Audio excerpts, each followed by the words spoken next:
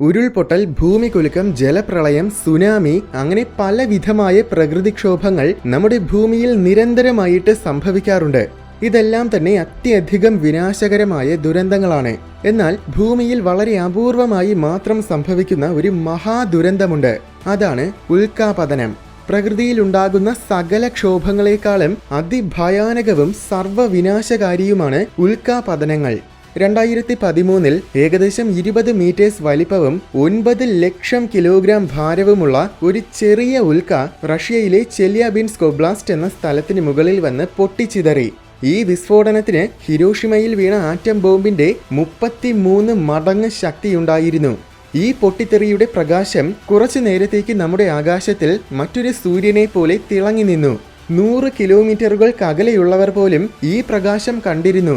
വിസ്ഫോടനം നടന്ന സ്ഥലത്തിൽ നിന്നും ഏകദേശം 55 കിലോമീറ്റേഴ്സ് ചുറ്റളവിലുണ്ടായിരുന്ന 6 സിറ്റികളിലെ 7000-ൽ കൂടുതൽ കെട്ടിടങ്ങൾ ഈ പൊട്ടിത്തെറിയുടെ ഷോക്ക് വേവ് കാരണം ഭാഗികമായിട്ടെങ്കിലും തകർന്നു.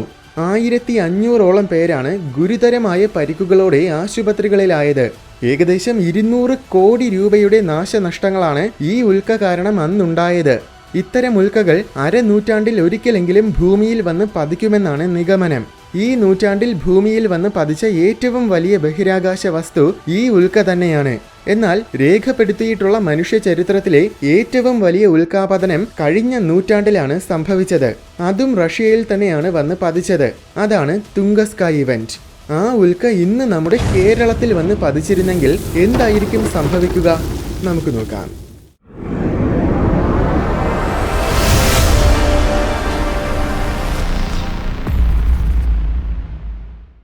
1908 ജൂൺ 30 രാവിലെ ഏകദേശം 60 മീറ്റേഴ്സ് വലിപ്പമുള്ള, അതായത് ചെല്യാബിൻസ്ക് ആസ്റ്ററോയിഡിന്റെ 3 ഇരട്ടി വലിപ്പമുള്ള ഒരു ഉൽക്ക ഭൂമിയുടെ അന്തരീക്ഷത്തിൽ കയറി.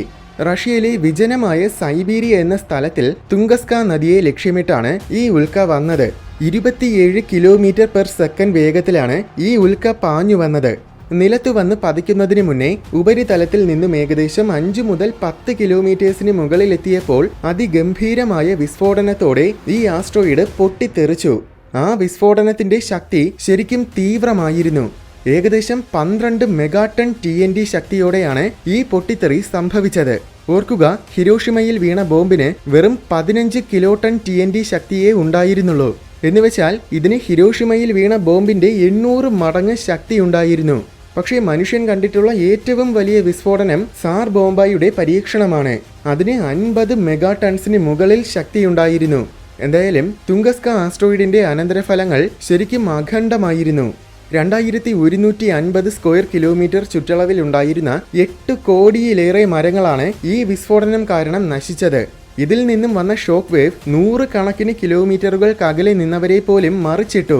ഈ വിസ്ഫോടനത്തിന്റെ ശക്തി കാരണം ചുറ്റുമുള്ള സമീപ പ്രദേശങ്ങളിൽ ഭൂമികുലുക്കം തന്നെ ഉണ്ടായി. ഈ ഭൂമികുലുക്കത്തിന് മാഗ്നിറ്റ്യൂഡ് 5 ശക്തിയും ഉണ്ടായിരുന്നു. 1000-കണക്കിന് കിലോമീറ്ററുകൾക്കകലെയുള്ളവർക്ക് പോലും ഈ വിസ്ഫോടനത്തിന്റെ ഷോക്ക് വേവും ഭൂമികുലുക്കവും ഒക്കെ രേഖപ്പെടുത്താൻ പറ്റി. ഭാഗ്യവശാൽ റഷ്യയിലെ ഏറ്റവും വിജനമായ ഒരു സ്ഥലത്തിലാണ് ഈ ഉൽക്ക വന്ന് പൊട്ടിത്തെറിച്ചത്. റഷ്യയിലെന്നല്ല, ലോകത്തിലെ തന്നെ ജനവാസമുള്ള ഭൂഖണ്ഡങ്ങളിൽ ഏറ്റവും ഏകാന്തമായ സ്ഥലങ്ങളിൽ ഒന്നാണ് സൈബീരിയ. അതുകൊണ്ട് തന്നെ ഇത്രയും ഭീകരമായ ഒരു സംഭവം ഉണ്ടായിട്ടും ഒരൊറ്റ മനുഷ്യനെ പോലും ഇത് ബാധിച്ചില്ലെന്ന് മാത്രമല്ല, ഒരു പതിറ്റാണ്ടിന് ശേഷമാണ് ഈ സംഭവത്തിനെ കുറിച്ച് പഠിക്കാൻ വേണ്ടി അവിടെ ഗവേഷകരെത്തിയത് പോലും. ഇതത്രയും വിജനമായ സ്ഥലമായിരുന്നു. ഏതാനും ചില വീടുകൾ മാത്രമേ ഇത് കാരണം തകർന്നുള്ളൂ, അതും ഭാഗികമായിട്ട് മാത്രം. പക്ഷേ മനുഷ്യരെ ഇത് ബാധിച്ചില്ലെങ്കിലും കലമാനുകൾക്കിത് ഏറ്റവും വലിയൊരു ദുരന്തമായിരുന്നു. 1000-കണക്കിന് കലമാനുകളുടെ ശവശരീരങ്ങളാണ് വിസ്ഫോടനം നടന്ന സ്ഥലത്തിന് ചുറ്റും പിന്നീട് കണ്ടെത്തിയത്. ഒരുപക്ഷെ ഇതുപോലെ വേറെയും ഒരുപാട് ജീവികൾ ഉൽക്കയുടെ ഇരകളായി കാണും. പക്ഷെ എത്രമാത്രം ജീവികൾ നശിച്ചുവെന്ന് കൃത്യമായിട്ട് നമുക്കറിയില്ല. അതുമാത്രമല്ല, ആരെങ്കിലും മരിച്ചിട്ടുണ്ടോ എന്നതും യഥാർത്ഥത്തിൽ നമുക്കറിയില്ല. ആരും തന്നെ മരിച്ചതായിട്ട് രേഖപ്പെടുത്തിയിട്ടില്ല എന്നതാണ് സത്യം. മറ്റൊരു കാര്യമെന്നത്, ഇങ്ങനൊരു സംഭവം നടന്നതായിട്ട് പോലും അന്ന് അധികമാർക്കും അറിയാമായിരുന്നില്ല. ഇതൊരു വിജനമായ സ്ഥലമായത് തന്നെയാണ് ഇതിൻ്റെയൊക്കെ കാരണം. എന്നാൽ ഈ ഉൽക്ക ഇന്നത്തെ കാലത്തിൽ ഒരു വലിയ സിറ്റിയിലാണ് വന്ന് പതിച്ചിരുന്നതെങ്കിലോ? എങ്കിൽ എന്തായിരിക്കും ഇതിൻ്റെ പ്രത്യാഘാതം? ഇന്ന് ഈ ആസ്ട്രോയിഡ് പണ്ട് വന്ന് വീണ സ്ഥലത്തിൽ, അതായത് സൈബീരിയയിൽ തന്നെ വീണ്ടും വന്ന് പൊട്ടിത്തെറിച്ചാൽ അതിന്റെ ആഘാതത്തിന് പണ്ടത്തേതിൽ നിന്നും വലിയ വ്യത്യാസമൊന്നും ഉണ്ടായിരിക്കില്ല. കാരണം സൈബീരിയയുടെ ഈ ഭാഗത്തിൽ ഇന്നും അധികം ആരും ജീവിക്കുന്നില്ല. സൈബീരിയ മൊത്തത്തിൽ ആകെ ഏകദേശം 3.5 കോടിയാണ് ജനസംഖ്യ. അതായത് ഏകദേശം കേരളത്തിലുള്ളതിന്റെ അത്ര ജനങ്ങൾ മാത്രമേ സൈബീരിയയിലുള്ളൂ. എന്നാൽ സൈബീരിയയുടെ വലിപ്പം എന്നത് 1.3 കോടി സ്ക്വയർ കിലോമീറ്റേഴ്സ് ആണ്. എന്നുവെച്ചാൽ ഇന്ത്യയുടെ 4 മടങ്ങിൽ കൂടുതൽ വലിപ്പം. എന്നാൽ ഈ ഉൽക്ക കേരളത്തിൽ വന്ന് പതിച്ചാലോ? കേരളത്തിലെ ഏറ്റവും ജനസംഖ്യ കൂടിയ 2ാമത്തെ സ്ഥലമാണ് തിരുവനന്തപുരം. 2011 കണക്ക് പ്രകാരം 33 ലക്ഷത്തിൽ കൂടുതൽ പേര് തിരുവനന്തപുരത്തിലുണ്ട്. ഈ ജനങ്ങളെല്ലാം ബാധിക്കപ്പെടും. ഹിരോഷിമ ബോംബിനെ പോലെ തുങ്കസ്ക ഇവന്റും ഒരു എയർബസ്റ്റ് ഇവന്റ് ആയിരുന്നു. എന്നുവെച്ചാൽ അന്തരീക്ഷത്തിൽ വെച്ച് സംഭവിക്കുന്ന വിസ്ഫോടനങ്ങൾ. സിറ്റിയുടെ ഉപരിതലത്തിൽ നിന്നും 500 മീറ്റേഴ്സിന് മുകളിൽ വെച്ചാണ് ഹിരോഷിമ ബോംബ് പൊട്ടിയത്. അതിൽ നിന്നും പുറത്തു വന്ന ഊർജം സിറ്റിയിലെ 60% കൂടുതൽ കെട്ടിടങ്ങളെയും പൂർണ്ണമായും തകർത്തു കളഞ്ഞു. എന്നാൽ തുങ്കസ്ക ആസ്ട്രോയിഡ് ആണെങ്കിൽ അന്തരീക്ഷത്തിന്റെ ഒരുപാട് ഉയരത്തിൽ വെച്ചാണ് പൊട്ടിച്ചിതറിയത്. അതായത് ഏകദേശം 10 കിലോമീറ്റേഴ്സിന് മുകളിൽ വെച്ച്. പക്ഷെ അതേസമയം തുങ്കസ്ക ഇവന്റിന് ഹിരോഷിമ ബോംബിന്റെ 100 കണക്കിന് മടങ്ങ് ശക്തിയുണ്ടായിരുന്നു. ഇത്രയും ശക്തിയുള്ള ഒരു ഉൽക്ക തിരുവനന്തപുരത്തിലെ തമ്പാനൂരിനെ ലക്ഷ്യമിട്ട് വന്നാൽ അന്തരീക്ഷത്തിന്റെ ഒരുപാട് മുകളിൽ എത്തുമ്പോൾ തന്നെ ആദ്യം ആകാശത്തിലൂടെ ഒരു ശോഭയേറിയ വസ്തു അതിവേഗം ചലിക്കുന്നതായി സിറ്റിയിലുള്ളവരിതിനെ കാണും. സിറ്റിയിലുള്ളവർക്ക് മാത്രമല്ല 100 കണക്കിന് കിലോമീറ്ററുകൾക്ക് അകലെയുള്ളവർക്ക് പോലും ഈ കാഴ്ച കാണാൻ കഴിയും. ശേഷം ഇത് പൊട്ടിത്തെറിക്കുമ്പോൾ അതിൽ നിന്നും വമിക്കുന്ന ഊർജം കാരണം ആകാശത്തിൽ സൂര്യനേക്കാൾ ശോഭയേറിയ മറ്റൊരു സൂര്യൻ ഉദിച്ചു നിൽക്കുന്നത് പോലെ തോന്നും. അത് ശരിക്കും വളരെ കൗതുകകരമായ കാഴ്ചയായിരിക്കും. പൊട്ടിത്തെറിച്ച് ഏതാനും ചില സെക്കൻഡുകൾ നേരത്തേക്ക് ആകാശത്തിൽ ഒരു ദൃശ്യവിസ്മയം കാണാമെന്നല്ലാതെ പ്രത്യേകിച്ച് ഒന്നും തന്നെ സംഭവിക്കില്ല. എന്നാൽ ഏതാനും ചില സെക്കൻഡുകൾ കഴിയുമ്പോൾ തിരുവനന്തപുരം മുഴുവൻ താറുമാറാകും. പൊട്ടിത്തെറിയിൽ നിന്നുമുള്ള ഊർജം വലിയൊരു തീഗോളമുണ്ടാക്കും. ഈ തീഗോളത്തിന് മാത്രം ഏകദേശം 7 കിലോമീറ്റേഴ്സോളം വ്യാസമുണ്ടായിരിക്കും. ഈ 7 കിലോമീറ്റേഴ്സ് വ്യാസത്തിനുള്ളിലുള്ള സകലവും പൂർണ്ണമായും കത്തി ചാമ്പലാകും. അപ്പോൾ തന്നെ മരണനിരക്ക് 10,000 കണക്കിന് മുതൽ പല ലക്ഷം വരെ എത്തും. എന്നുവെച്ച് ബാക്കിയുള്ളവർ രക്ഷപ്പെടുമെന്ന് കരുതണ്ട. തുങ്കസ്ക ഇവന്റിന്റെ റിപ്പോർട്ട് പ്രകാരം വിസ്ഫോടനത്തിന്റെ 65 കിലോമീറ്ററുകൾക്ക് അകലെയുള്ളവർക്ക് വരെ അതിന്റെ ചൂട് അനുഭവപ്പെട്ടു. വെറുതെ അനുഭവപ്പെട്ടു എന്നല്ല, അവരുടെ വസ്ത്രങ്ങളിൽ തീ പിടിച്ചതുപോലെയാണ് അവർക്ക് തോന്നിയത്. അതായത് തമ്പാനൂരിൽ നടന്ന വിസ്ഫോടനത്തിന്റെ തീവ്രമായ ഉഷ്ണത്തിന്റെ ബാക്കി അങ്ങ് ചെങ്ങന്നൂരിലുള്ളവർക്ക് വരെ അനുഭവപ്പെടും. കേരളത്തിന്റെ ബോർഡറും കഴിഞ്ഞ് തമിഴ്നാട് വരെ ഈ ഉഷ്ണമെത്തും. പക്ഷെ അതോടെ അങ്ങ് തീരുന്നില്ല. ഇത് വെറും തുടക്കം മാത്രം. ഇതിനു പിന്നാലെ ഏറ്റവും പ്രധാന വില്ലൻ വരും. അതാണ് ഷോക്ക് വേവ്.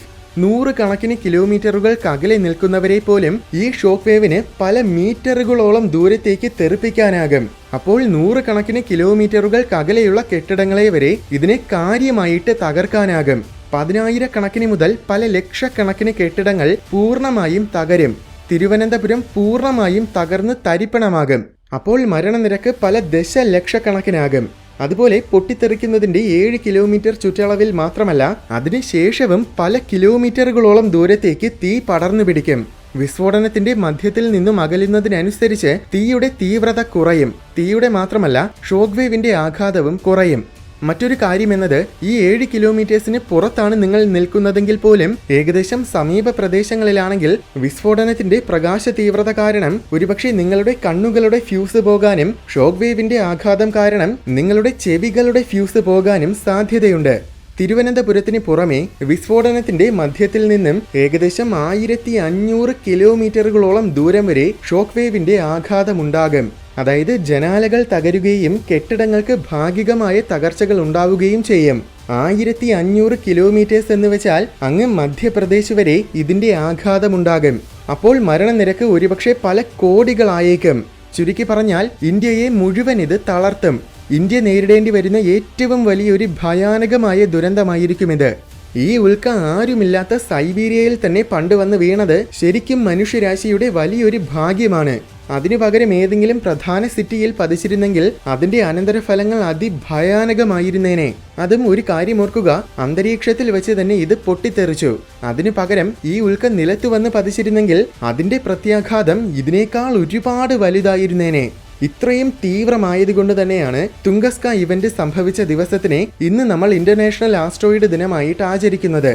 വെറും 60 മീറ്റേഴ്സ് മാത്രം വലിപ്പമുള്ള ഒരു ഉൽക്കയ്ക്ക്, അതും അന്തരീക്ഷത്തിൽ വെച്ച് തന്നെ പൊട്ടിച്ചിതറിയ ഉൽക്കയ്ക്ക് ഇത്രയും വലിയ സർവനാശം വിതയ്ക്കാൻ കഴിയുമെങ്കിൽ പണ്ട് ദിനോസറുകളെ കൊന്ന 10,000 മീറ്റേഴ്സ് വലിപ്പമുള്ള ഉൽക്ക ഇപ്പോൾ വന്ന് പതിച്ചാൽ എന്തായിരിക്കും ലോകത്തിന്റെ അവസ്ഥയെന്ന് ചിന്തിച്ചു നോക്കൂ.